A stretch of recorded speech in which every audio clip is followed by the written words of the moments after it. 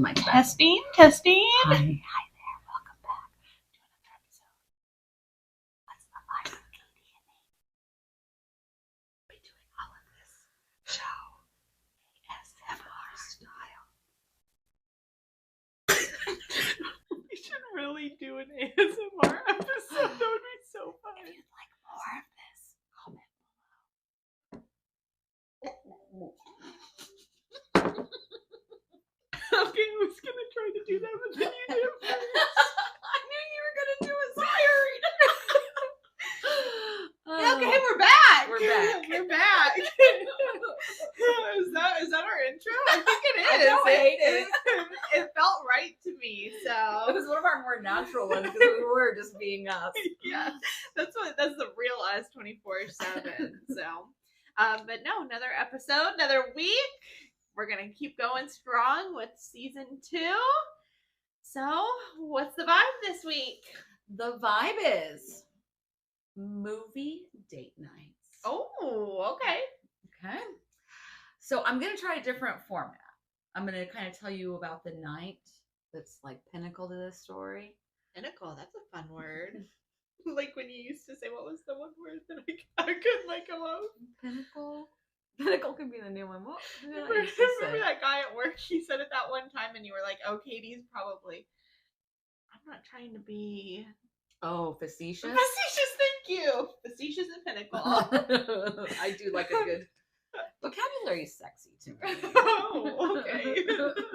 It's erotica. What's going on?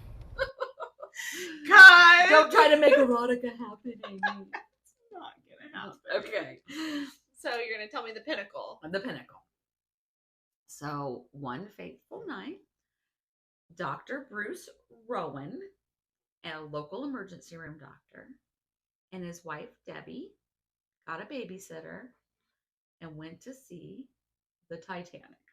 Oh, like the under the sea Titanic. Leo, Kate Winslet. They went onto the Titanic. They went to see the movie The Titanic. Oh, I'm sorry, my brain's still stuck in Ocean Gate, which will be coming soon. If you want us to talk about that. Well, that's how I found this story because I was searching the Titanic, the Titans, the submersible, which if you're watching this 10 years in the future, the submersible just imploded, and that's been crazy to watch and watch that unfold. I can't. I'm gonna talk about it one of the weeks on the podcast, but I want to know It's about wild. those people that were on it for sure. So, okay. yes, Katie, I said the vibe is movie night, and they went to see the Titanic. Yeah, I guess you did say movie night. I'm sorry. You said they went to see the Titanic, and I was like, there's so many options. Okay, let's back up. Let's just pretend like it could be a different option, okay? Dr. Bruce Rowan, a local emergency room doctor, and his wife Debbie got a babysitter and went to see the actual Titanic.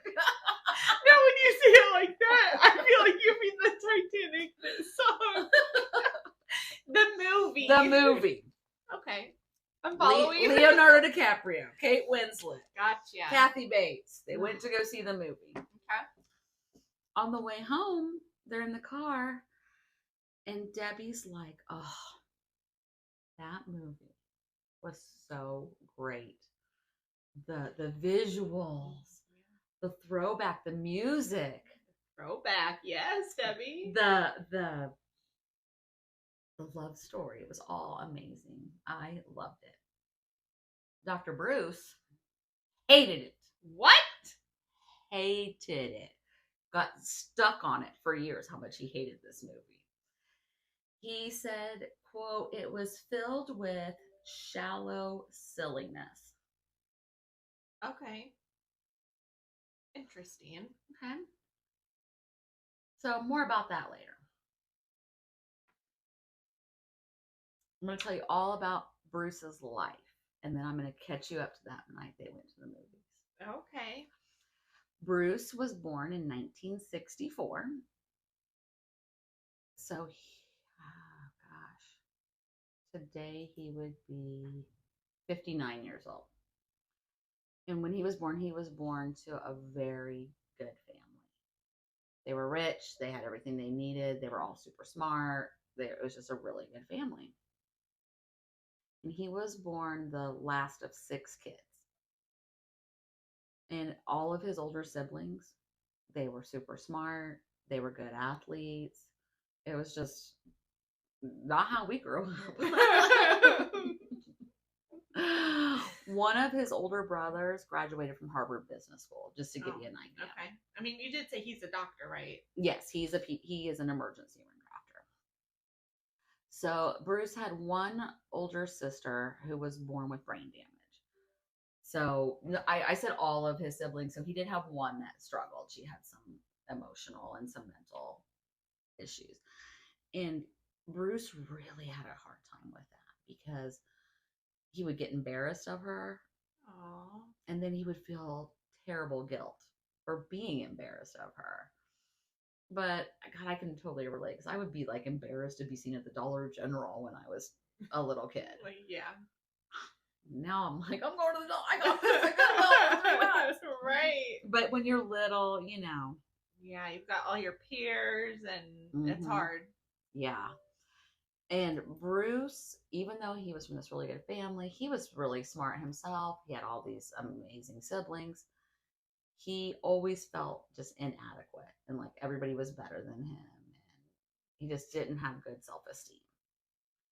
By 12, he was having suicidal thoughts. Man, 12 years old. 12. He would think about it so much that he would sit and think, like, how can I make it look like an accident? Aww. Because if I kill myself, then my amazing family will be embarrassed. Not like they'll be sad, they'll be embarrassed. They won't be amazing anymore. Right. So he was obviously, though, really good at hiding all of this from his family because in high school, he was like one of the top in his class. He played football and he was voted class president twice. That's crazy. Yeah. That's sad. So he graduates high school and he starts the University of Idaho in 1982. And it's still there when he goes to college. He's still super depressed and just really struggling with his mental health. He's lonely and he's having trouble concentrating. Then it got so bad he was having a hard time even getting out of bed. Okay. So he's like, I'm going to go talk to the college counselor. My parents won't be embarrassed. Like, they won't even have to know. Yeah. So he goes to his college counselor and he tells him everything. Like, I can't get out of bed. I used to have these thoughts. Like, I'm really struggling here. Can you help me? So they said, yes, we can help you. And they gave him brochures on time management for, like, best wishes. And nothing else? And nothing else. What? The 80s. The 80s were not the time. Didn't have a mental health problem. I mean, especially for men. Suck it up. Yeah. Manage your time better. Yeah. You're having trouble concentrating? Well, you need to spend more time having trouble concentrating. Right. Yeah. Concentrate a little harder. Yeah, just try harder. Yeah. Oh, that's sad. So, 1986, he graduates with his undergrad and he starts applying to medical school. So, he starts University of Washington Medical School. And guess what? Same thing. Same thing. His mental health problems were not getting any better. But now he is reporting that sometimes he would just be like in the library studying and just start bawling, just start crying. Aww. I know. That's sad. I know. He's really having a hard time. Man. He said that sometimes he would put on like old borrowed clothes or dirty clothes or clothes he bought at the thrift store and go down and just sit on Skid Row because he felt like he belonged there more than in medical school. The world. That just goes to show that you can have everything. And still have nothing. Yeah. So finally, during his second year of medical school, they're studying clinical depression. And he starts reading all of the signs and symptoms. And he's like, that's me. That's what I have. I can't believe nobody's caught this sooner. So he goes to the doctor. He tells the doctor. And they put him on antidepressants. And finally, he starts to feel better. Good. Yes, the end. I love a I feel-good story. love a happy ending. Just kidding. Damn. So 1990, we're up to 1990. He's wrapping up medical school, and he starts a pediatrician rotation for medical school. During that same year, he reconnects with a high school friend, Debbie Fields. Remember the very beginning of the story? Debbie comes from an amazing family, also privileged. Her father's a lawyer, but personality-wise, Debbie and Dr. Bruce, totally opposite. Really? Okay. Yeah. He's very non-confrontational, very quiet, very passive. And Debbie is feisty and assertive. Okay. And so they kind of have to really work on this relationship. I bet. Yeah, that would be tricky. They move in together. And while they're together, Debbie goes, it's a long holiday weekend. Debbie goes on a girls' trip. So when she leaves, he decides this is a perfect time to kill myself. It's back. Okay. And it's like really a weird thought process. Like he's always thinking about everybody else, but he wants to die, but he wants to be like considerate. So Debbie's out of town, and also it's a long holiday weekend, so they'll know before Tuesday that I'm dead, and they can get my shift covered. Oh. I mean, isn't that crazy? So he takes an entire box of Unisom. Okay. And then goes out to his car. And his plan was to, I think, do something in his car, whether like shut the garage door and just go to sleep or drive off a cliff. I don't know that he really thought it all the way through, which is odd considering he plans everything. So he just starts hallucinating on a whole box of Unisom. Okay. And then he starts telling himself, okay, well, now I'm all messed up. I can't even know what's real and what's not. I'm going to end up screwing up this suicide attempt. And that will be more embarrassing. Oh, my goodness. He's always very prideful, man. He really is. I know. But he said, what if I try to kill myself and like I don't finish it all the way? And then I'm disabled, either mentally or physically or both. And now I'm alive like that. That'll be even worse. And that'll be an embarrassment to my family and a burden to Debbie. And so he just goes to the student health services. Man, so it's like he talked himself in and then right back out. Went to the student health services and told him what they did. So they immediately took him to the hospital. Yeah. And placed him on a psych floor and kept him there for a while, but he was eventually released. Debbie comes home from her trip and they kind of just put this whole thing behind them and they get married. And then sometime around 1996, they have a daughter. Me. Yes. Just kidding. Yeah, no, you don't want to be their daughter. Okay. Tell me more. So they moved to Port Angeles, Washington. And Dr. Bruce gets a job under contract. It's like a staffing agency kind of thing. Because they had just moved there, and so they placed him at this hospital as an emergency room doctor. So now we're up to January 11th, 1998. And I'm going to introduce some more people to this story. Okay. This is about a little baby named Connor McInerney. Connor with one N, Conor McInerney. Okay. And he is this 3-day-old son of Martin and Michelle. So Dr. Bruce is at the hospital working this evening in the emergency room when Connor arrives. It is reported that Connor was home with his young first-time parents when he stopped breathing in his mother's arms. His father had started CPR and EMS ambulance had taken over and taken him to the emergency room. As soon as little Connor comes in through the emergency room, Dr. Bruce takes over his care, but immediately requests that the nurses call Dr. Eugene Turner. Dr. Eugene Turner is a local pediatrician in his 60s. Katie. The entire town loves this man. Okay. Loves him. He had delivered a third of the babies in town. So from all the other doctors, he had delivered a third of them. Not only is Dr. Turner this amazing doctor, he's in the Peace Corps, and in his free time, he would chop wood for poor families to heat their house. Okay. He's a huge donator for the Habitat for Humanity and has even helped like physically build houses. Really? This is this Dr. Turner that came in to help Dr. Bruce.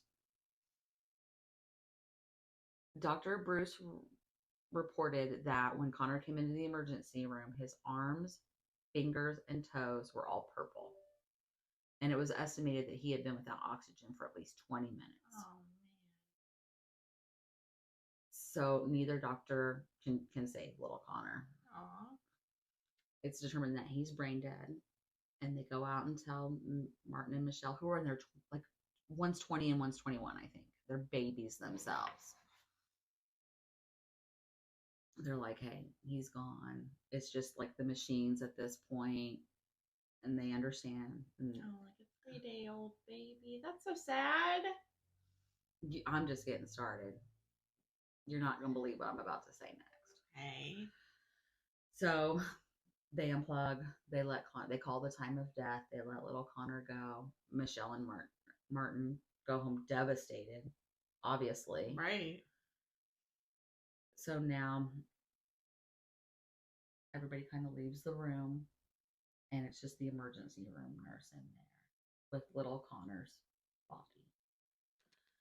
And her plan was she was going to carry him to the morgue. I mean, yeah, he's a baby, but there's some paperwork you got to take with you and stuff. So while she's waiting on them to kind of get the paperwork together, she's in there cleaning up the crash car and the room in general. While she's cleaning the room, she suddenly hears a little gasp. No.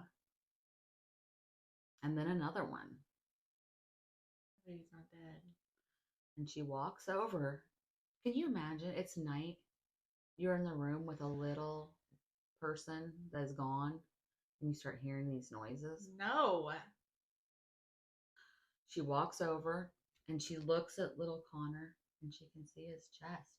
Aww. Rising and falling. She puts her hand on him, and she can feel a little heartbeat. What? Yeah. So was he dead and he came back, or did he not actually die? What is happening? I know. So she like another nurse is either coming in the room or she like opens the door. It'd be like me at work being like, Katie, can you get the hell in here? Yeah. So she has another coworker come in, and she's like, can you please just look at Connor? Tell me what's going on. That nurse sees the same thing. He's taken 5 or 6 breaths in a minute. Like they're definitely slow, but there's life. There's life. She checks. He has a heartbeat.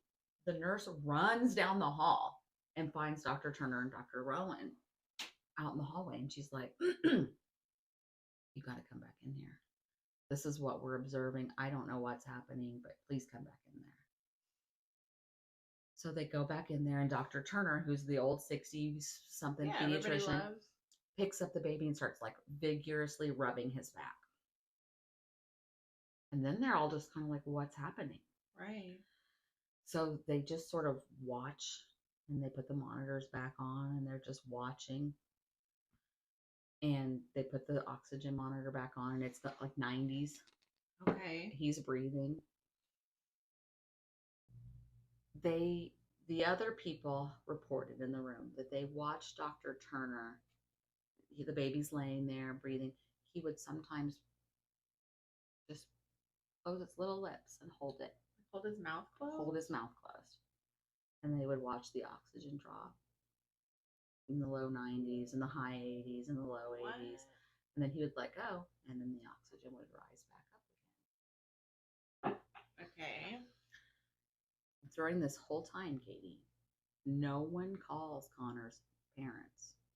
They've already called time of death. Right.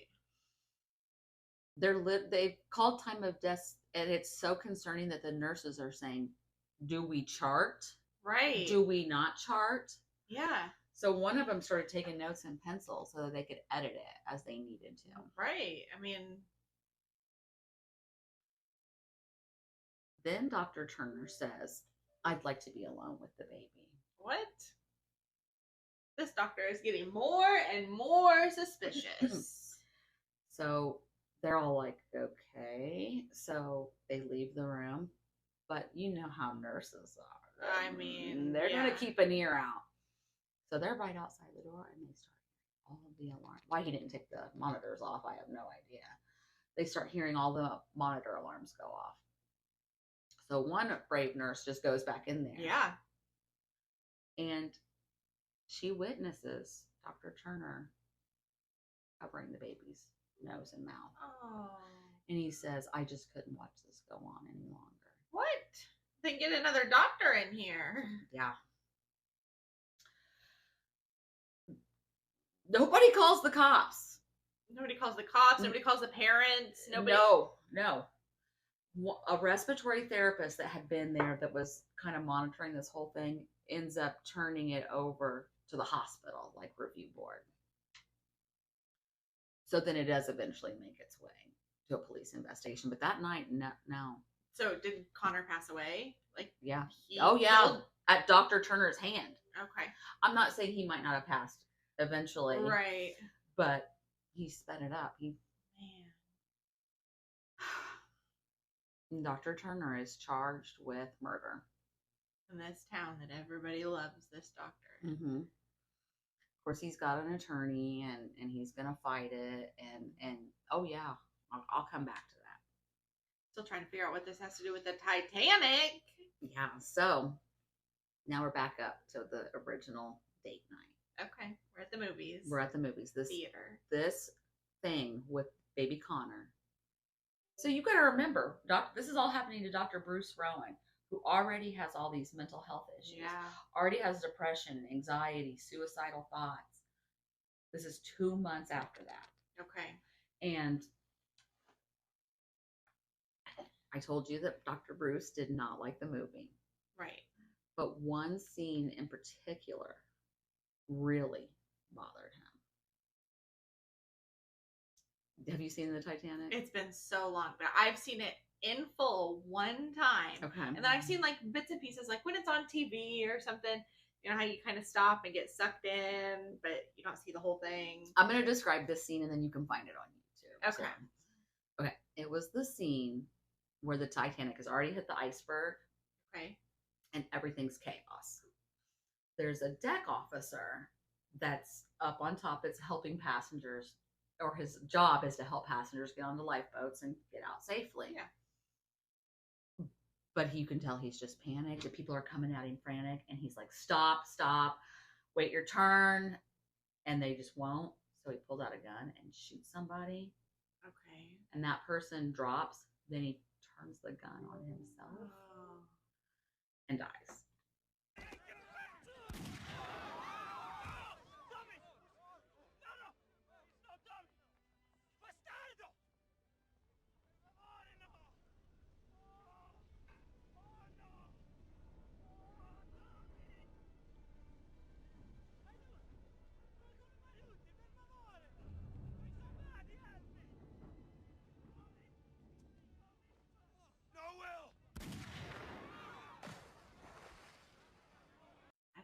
I don't remember that. You'll have to look for it. So Dr. Bruce later claims that this just did something to him mentally. So they're on the car ride home, and Debbie's going on and on about how much she loved the movie. Oh, no. And he's just over there in a tailspin. Yeah. Kind of like yesterday when you were putting the toner in the printer. I wasn't a tailspin. Everybody else was being loud and the phone was ringing and you couldn't get the printer toner back in the printer. Yeah, it was not good. It wasn't good. Yeah, it's enough. And then when I'm like that and people are like, let me help you. I'm guilty. I I see you're struggling. I would I love to know. take some of that pressure off of you. I know. I You're should like- embrace it. You literally said, I can't get this to work and I don't want any help. It's making me so mad. It's like, you just said you don't want any help, but I can't help you. Finally, I relented. So, Debbie and Bruce are now home from the movies. Okay, they made it home safely. That's what I was nervous about. Yeah, no, they're home. They relieved the babysitter. The babysitter had left them like notes, like your sister called Debbie. Like so, everything's normal. Debbie calls her sister back, and they go to bed for the night. Okay. It's probably like 11:30 p.m., almost midnight. At 2 or 3 a.m., the police are knocking at their door. Okay.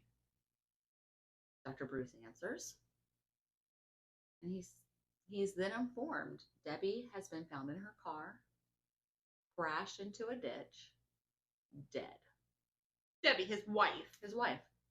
Just a couple hours after they went to bed from the movies. Okay.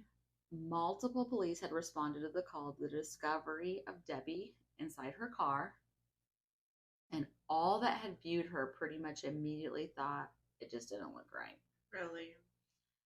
Debbie had 2 large gashes in her forehead, and when Dr. Bruce was notified of the discovery of his wife, he said, "Oh my gosh, she'd just gone to the store. I must have fallen asleep. I was a little worried." So many things about that sentence. That's an indirect quote. I haven't done an indirect quote in a while. Not. Yeah, that wasn't verbatim, but it was basically like, "Oh, I was asleep, but I knew she went to the store." The store at 11:30 at night? What do you need? Go to bed. Right. So the police come in and they're asking some hard questions because Yeah. they already think it looks suspicious. And eventually one of them says, "Your wife did not die by a car wreck. Someone killed her, put her in that car, rigged the gas pedal, and left it to look like a car accident. And we're going to figure out who did it." So police are having like these tough conversations with him, but they're also having like little side conversations, and they'll come back and talk to him, and they'll go Okay. off to the side and they'll talk to him. And while that's happening, Dr. Bruce is like, "Okay, I'm gonna go check on my daughter, since you guys are clearly Right. talking shit about me over there." So one of the police officers like, "That's fine, I'll go with you." So they go up, they look at the little gal, she's asleep, and then Dr. Bruce says, "I'm gonna go to the bathroom." And they're I'm like, not trusting Dr. Bruce. "No." And they're like, "Okay." So then he's gone for a little bit, and they're like, "Where's he at?" And the one's like, "He went to the bathroom." And they're like, "By himself?" What's he doing in there? Yeah. So then he comes out of the bathroom Okay, he comes out. holding Annika, his daughter, covered in blood. What? He had grabbed a kitchen knife, Stop. went into the bathroom, and stabbed himself multiple Oh, times. stabbed himself? Himself. Yeah, baby's. I mean, even still, like, I can't imagine stabbing another person, much less yourself. Yeah, and he wasn't. You hear about people that are like killed somebody and then they stab themselves, and it's like to make it. it's a scratch on their arm or something. Right. No, he jammed this steak What? knife into his heart. He was stabbing the crap out of himself. He was stabbing himself so good. I don't know why I don't know where that came from, but cut. Oh, this is supposed to be like a sad story, I thought, or touching or something. You stabbed himself so good. Okay. They start first aid, get baby Annika, and get an ambulance on the way. The entire time, Dr. Bruce is telling them how to treat his wounds. He also directs the cops to an emergency phone list and who to call for Annika. Like in he's his just mind, coordinating everything. He's helping. Yeah, again. he's the emergency room doctor. Yeah. Triaging everything. Himself. Yeah. He's rushed to the hospital, and his injuries were really, really severe. He required hours of life-saving Really? surgery. Yeah. While he's in the hospital, of course, now the police are going to search search his house. Everything. Every single room is just basically blood soaked. They just hadn't gotten there yet. Their mattress had been flipped over and the bed remade because it was like he had killed her in the bed, right? And then just like flipped the mattress over. Point. A bag of bloody clothes in the garage, a bloody axe, and a bloody mini baseball bat. Man. I mean, the evidence is stacking up, sir. Right. Oh, and I forgot to tell you that Debbie had a $500,000 life insurance policy that went into effect the day before. Of course she did. The day before. Be subtle, sir. Right. That's also weird though, because that's not what I was expecting. I was expecting after your scene from the Titanic that something was going to happen to her or their daughter, and then he would then in turn. Oh gosh. Yeah, no. You didn't see all this coming, No. did you? So, meanwhile, while this is going on, Dr. Turner is facing murder charges for baby Connor 2 months earlier. So can you imagine being in this town in Washington and your two doctors have lost their shit? No. One's killing a baby and one's killing his wife? No. I know, it's insane. Wow. Most of the town was on the side of Dr. Turner. Keep in mind, the man smothered a baby in front of a nurse. Right. And children in the town were doing fundraisers. Churches. They loved this doctor. They loved him. The whole town knew him. He had chopped firewood for him. He had helped build their house. But what else has he done? Right. If he's doing that to a baby. He even, like, while on trial, was like, I did nothing wrong. They'd be like, did you put your hand over Connor's nose and mouth? Yes, I did. But he was already brain dead. He was breathing on his own. Right. That would be for the parents to decide, yes. Not for him. Yes. Eventually, the charges are dropped completely. Are you kidding? No. He went on to practice. I think might still be practicing if he's still alive. What? Yeah. So Bruce Rowan goes on trial for the murder of his wife and pleads insanity. I know. He testifies on his own behalf and relives everything he did that night. He kept saying he was watching himself do these things. He hit her in the head with both the baseball bat and the axe.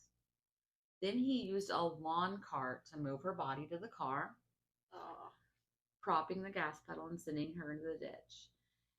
He told of the time he spent cleaning the house and flipping the mattress. I mean, he just gave a full-on confession. Everything.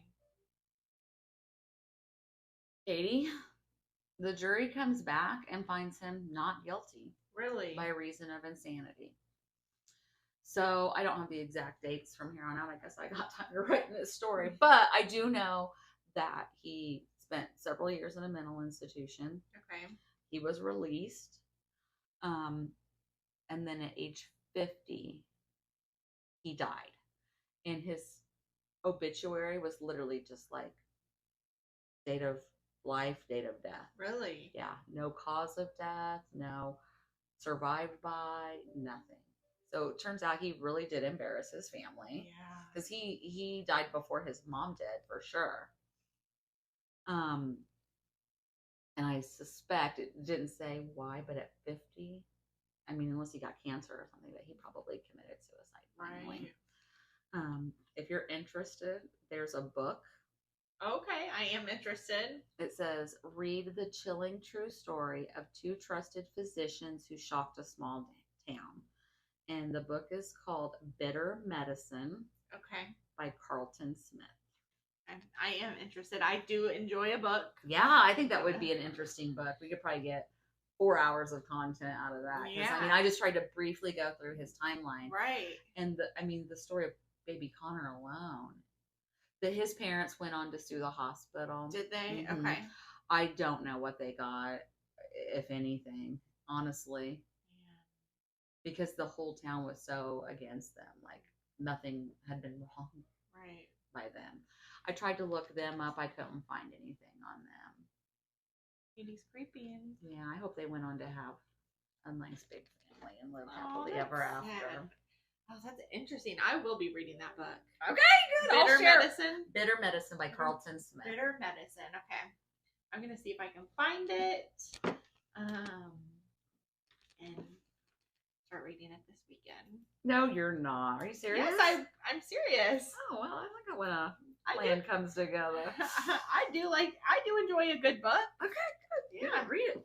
Well, I'll let you know how it is. Okay. All right. So, having told you all that, what's your vibe? My vibe. I'm gonna try to bring it, bring the vibes up a little bit. Okay, sorry. No, it's okay. It was a good story. My vibe is crime. My vibe is whodunit. Oh, who done it? Who done it? My vibe is celebrities. Okay. So, I had no idea what you were going to talk about today, but I wanted to keep my portion of this episode a little bit more upbeat than last week's. Okay. Because last week's story was kind of dark Yeah. for me. So we're going to do a little game, you can call it. I'm going to give you a scenario of a crime that's been committed by a celebrity. Oh. And I want you to tell me who you think the celebrity was.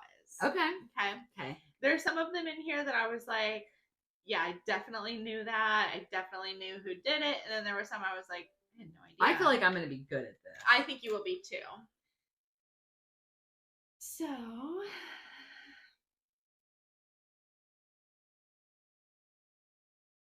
the first one.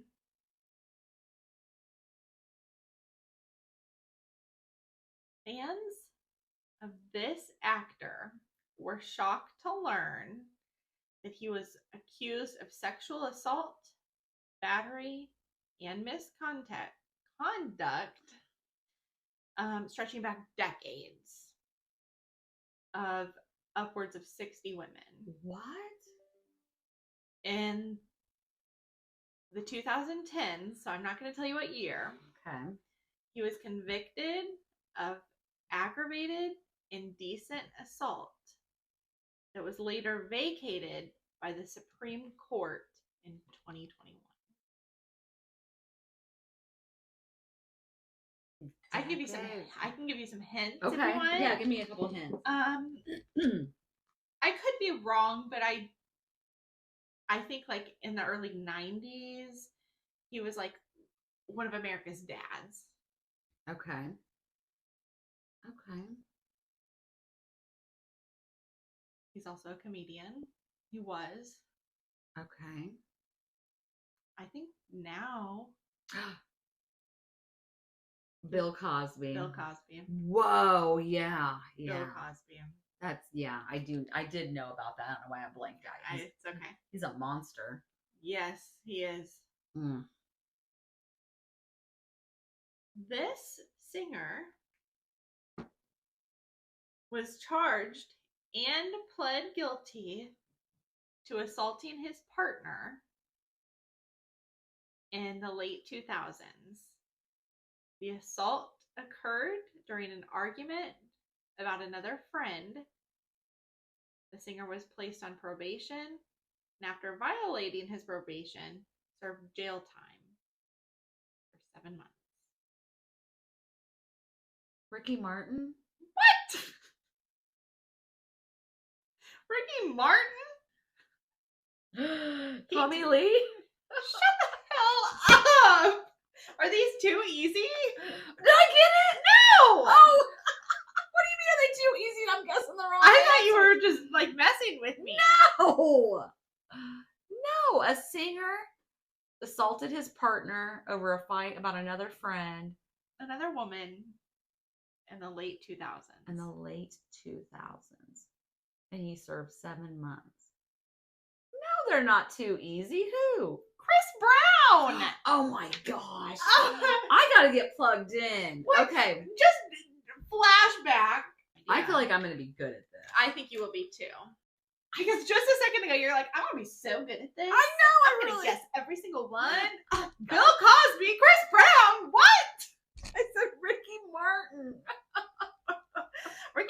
did come under fire just like a couple of months ago or something, didn't he? Well, I think that's why he was top of mind for me, because I knew him and his partner split.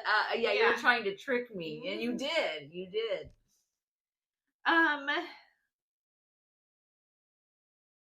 Okay. This actor was arrested for assaulting his then wife on Christmas Day in 2009 in Aspen, Colorado. He was officially charged with a felony menacing and criminal misdemeanor. After he posted an $8,500 bond, he was released from jail the same day. Charlie Sheen. Yes. Yes. Okay, I'm getting them plugged in. Okay. This former child actress was charged with marijuana possession, reckless endangerment, attempted tampering with evidence in 2013 when she threw her bong out of the window out of her Midtown New York City apartment.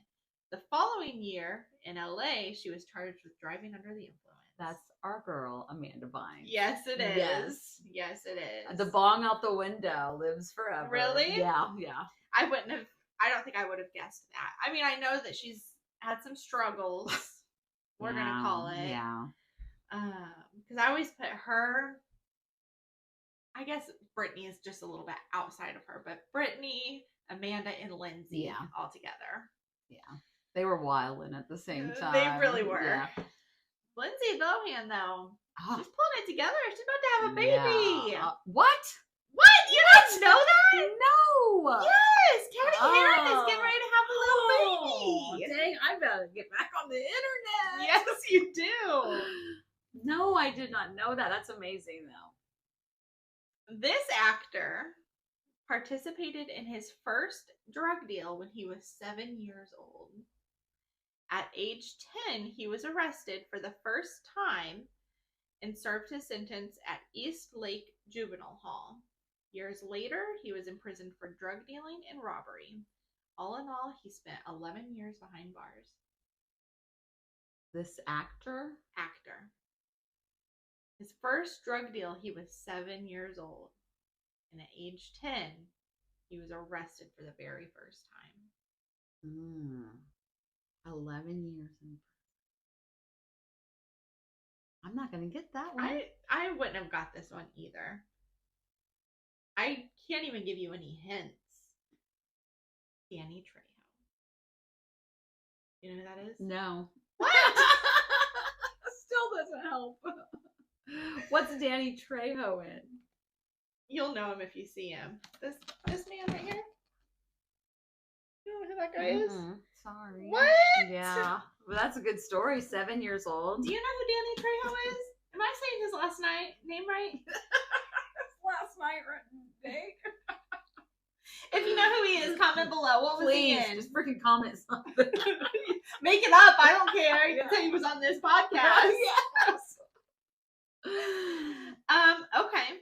At 16 years old, this actor went on a drug-fueled rage, seriously injuring 2 people in the process.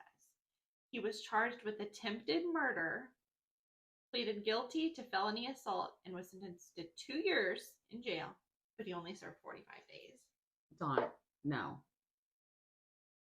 Mark Wahlberg. I caught myself. I love this next person. Okay. This businesswoman was charged with securities fraud, obstruction of justice, and conspiracy related to the I'm Clone stock trading case in the early 2000s. I see you looking at my shirt. That's Snoop's friend, Martha Stewart. It sure is. She's great. She's really turned it around. Yeah, she's hip. I like her. She is hip. Okay, this is one I didn't know. Okay. During a trip to Northern Ireland in the 80s, this actor and his then girlfriend, who was also an actress, got in a car accident that killed 2 people. He was initially charged with causing death by dangerous driving and faced up to 5 years behind bars. But the charges ended up being downgraded to careless driving, and he was fined $175 for 2 people losing their lives. I don't think I know about this either. Who was that? Ferris Bueller. Matthew Broderick. Who was his girlfriend at the time? Jennifer Grey. Sorry. Oh, I was trying to give you another hint, like Ferris dancing. Bueller, but I couldn't think what they call her baby on the movie. Yeah, I couldn't think of that. And baby. Yeah. Oh, that's I terrible. didn't know they were a couple, one. I did know they were a couple. But you fined $175 for killing 2 people? That's crazy. I saw a video clip one time of Jennifer Grey saying that, like, in 1 year she was engaged to like 3 people. What? Yeah, Matthew Broderick was one of them. I want to say Johnny Depp was another one. Oh, okay. I'm intrigued by that. Yeah, let me see if I can tell you that, because isn't that fun? That is fun. Johnny Depp. Did Johnny Depp and Winona Ryder date, or did I make that up? Yeah. Okay, they did. Okay. I was nervous. I was like, is this about to set? That was a big age gap? Okay. I thought that was the match. Oh, she was engaged to Johnny Depp and Matthew Broderick in the same month. In the same month? Hot girl summer. Okay. Get it, Jennifer. Hey, I would be engaged to both of them in the same month too. You would? Yeah, I'd marry Depp though. I was gonna say, I don't know that I'd be interested in Matthew Broderick. I mean, I was Ferris Bueller's Day Off was my era, so yeah, that's fair. Okay.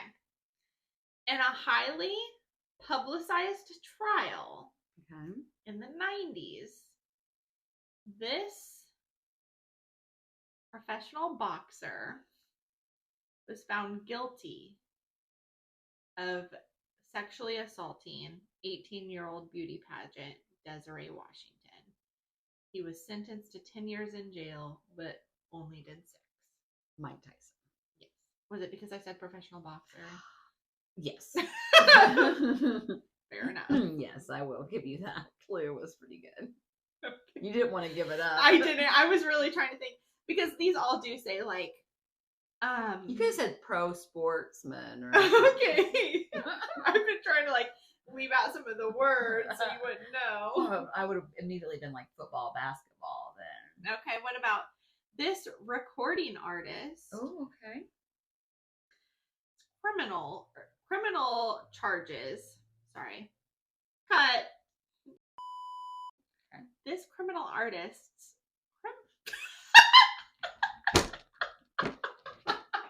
you got it before I did. I said it and then you really I can't wait to watch that back. I was like, are we just gonna let that go? I was so confident too. I'm a criminal artist. Oh shoot. This recording artist's criminal charges range from drug possession to first-degree murder. Oh damn. At 19, he was arrested on possession of cocaine. Later, or in the 90s, he and his bodyguard were charged with first and second-degree murder from a drive-by shooting, but were later acquitted. Suge Knight? No. Biggie? No. Tupac? No.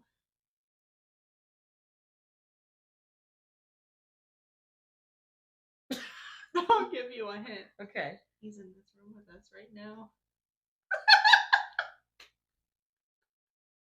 He is? It's got creepy. He is the one and only Snoop Dogg. I'm gonna pee my pants. That was a good one. I literally listed everybody. You did, and then you were literally looking around the room. And I'm sorry, but all I see is you and Jake's family, and Taylor Swift. And no, I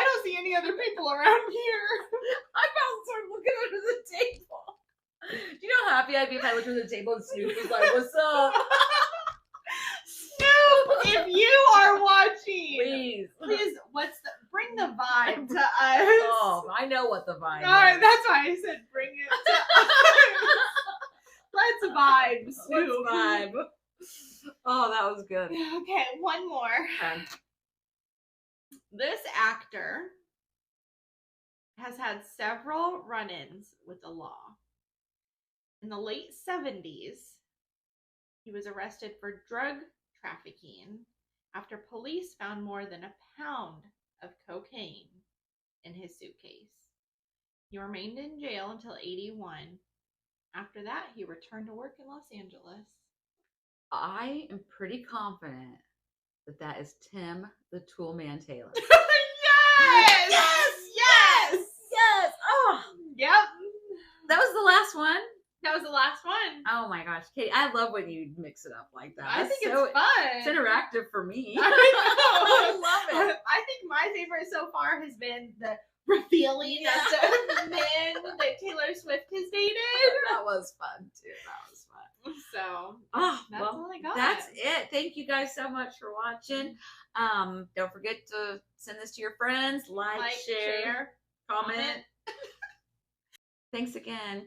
And that's the vibe.